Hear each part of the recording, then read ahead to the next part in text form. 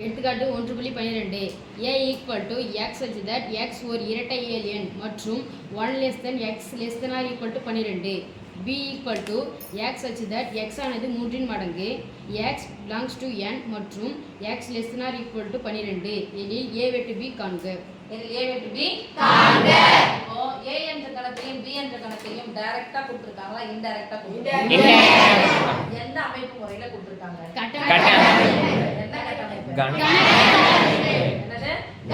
கட்டமைப்பு முறை.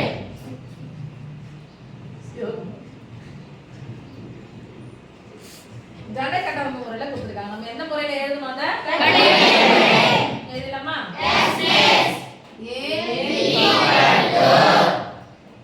x ஓர் இரட்டை இயல் எண். இயல் எண்ணா எதனம் தொடங்கணும்? இரட்டை இயல் எண்ணா எதனம் தொடங்கணும்? இரட்டை என்னது? அப்ப எதுதான் இரட்டை இயல் எண் சொல்லுங்க? 2 4 6 8 10 12 இருக்குமா? இப்ப பாருங்க x இன் மதிப்பு 1 ஐ விட பெரியது. x இன் மதிப்பு 1 ஐ விட பெரியது.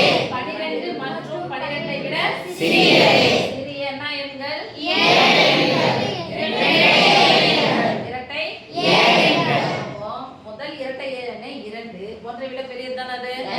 1 ஐ விட பெருசு யாரு? 2. அப்ப 2 போட்டுக்கலாமா? 2 4 6 8 10 12 ஈக்குவல் டு இருக்கிறதுனால 12 சேர்த்துக்கிறேன். ஈக்குவல் டு என்ன பண்ண கூடாது? 12 சேர்க்க கூடாது. Okay? Yes miss. b equal to x ஆனது 3 இன் மடங்கு. மடங்கு என்ன சாமி? பெருக்கல். பெருக்கல். எத்தனாவது பெருக்கல் வாய்ப்பாடு? மூணாவது பெருக்கல் வாய்ப்பாடு. என்ன எண்கள்? ஏழு எண்கள்லாம் எதனால தொடங்கும்? 1 ல தொடங்கும். x இனுடைய மதிப்பு 12 மற்றும் 12 சிறியதா பெரியதா? சிறியது. ஏன்னா அந்த பக்கம் தான வாய் குறுகி இருக்கு. 12 தான் பெருசா, அப்ப இது சிறியது. 12 மற்றும் 12 ஐ விட சிறிய 3 இன் மடங்கு. அப்ப 3 இன் மடங்கு மூணு வாய்ப்பாடு சொல்லுங்க. 1 3 2 6 3 9 4 12 ஈக்குவல் டு இருக்கிறதுனால நான் 12 போட்டுக்கிறேன். இல்லன்னா பண்ண மாட்டார். a வெட்டு b கவுத்து போட்டா என்னதுப்பா? வெட்டு. கவுத்து போட்டு வெட்டு. கவுத்து போட்டு வெட்டணும். கவுத்து போட்டு நான் கேட்படா. கவுத்து போட்டா கவுத்து போட்டா வெட்டு. வெட்டுனா என்னது? பொதுவானது. பொதுவானது என்னது? ரெண்டுமே அதே வெட்டு இருக்கும். Very good. முத்துனா தெரியல. லீவ் போயிட்டா சூப்பரா இருக்கும்.